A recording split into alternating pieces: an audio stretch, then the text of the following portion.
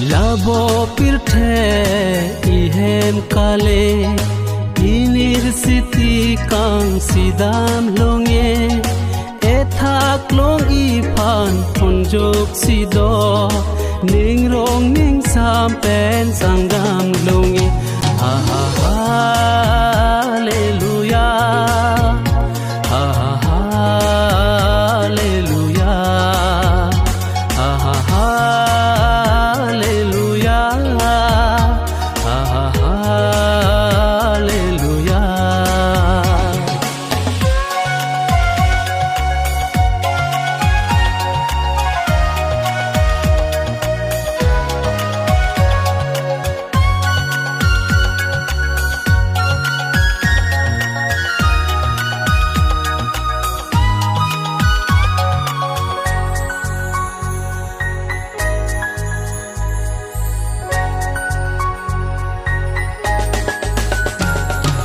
Kontok so apor nang champido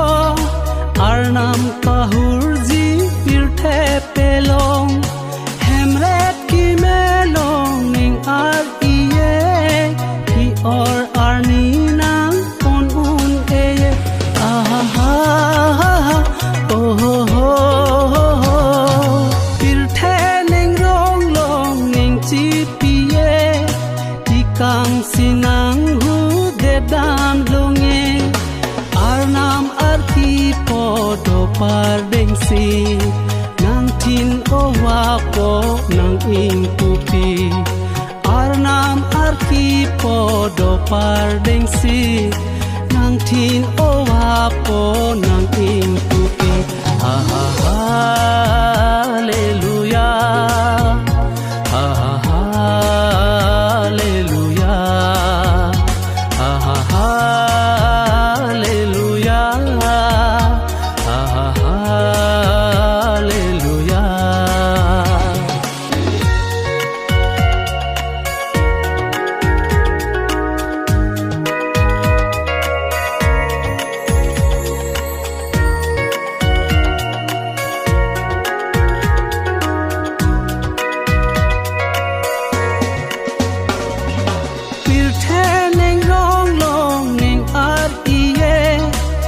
jok duar po nong le dunge arnam neng dok po nang ron man ma hi thang so po i phan cham pilo aha oh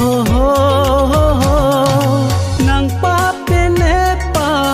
phan anang tuslong ok wi pa boy si damon tin solo ethakidam owa ing pulo arnang munusi yok tin solo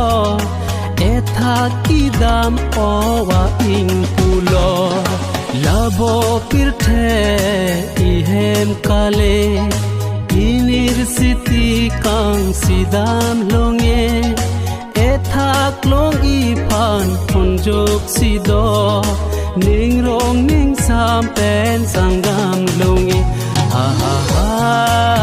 hallelujah